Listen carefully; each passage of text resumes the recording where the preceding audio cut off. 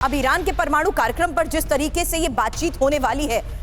उसको लेकर फिलहाल क्या डिटेल जानकारियां सामने आई हैं, क्योंकि यूएस और ईरान की ये जो दूसरी बैठक है इसके बारे में एक एक जानकारी आपके सामने रखते हैं, जहां इटली के रोम में यूएस और ईरान के बीच ये वार्ता होगी। अब सबसे बड़ी बात जिस तरीके से इस वार्ता को लेकर सामने आ रही है उसमें दूसरी बैठक में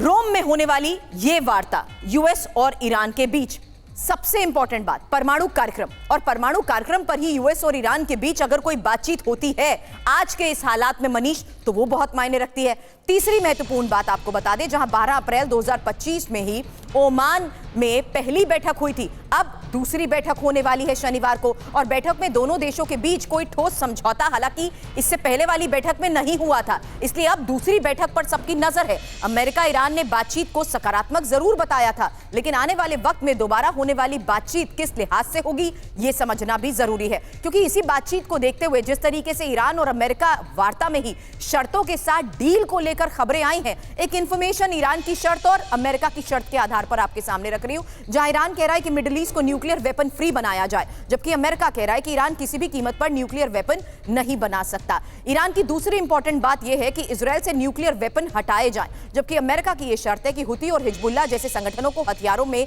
ईरान मदद ना दे। हालांकि ईरान ने शर्त यह भी रखी है कि ईरानी न्यूक्लियर प्रोग्राम पर लगे प्रतिबंध में उसे छूट मिले, जबकि अमेरिका कह रहा है कि इजरायल और अमेरिका के खिलाफ प्रॉक्सी वॉर को ईरान को रोकना ही होगा। चौथी महत्वपूर्ण बात यह कि ईरान के तेल निर्यात पर लगे जो प्रतिबंध है उसे हटाया जाए, ईरान ने शर्त के तौर पर यह बात कह दी है, जबकि अमेरिका कह रहा है कि ईरान के न्यूक्लियर प्रोग्राम की जानकारी अमेरिका को हो। अब न्यूक्लियर लेवल पर जिस तरीके से ईरान की यह तैयारी सामने आई है मनीष, उस पर तो हमेशा स्पेकुलेशंस लगाए गए हैं, लेकिन अब जिस हालात में यह बातचीत हो रही है, जो डील्स हुई है, उसको लेकर भी बड़ी खबर मनीष सामने आई है।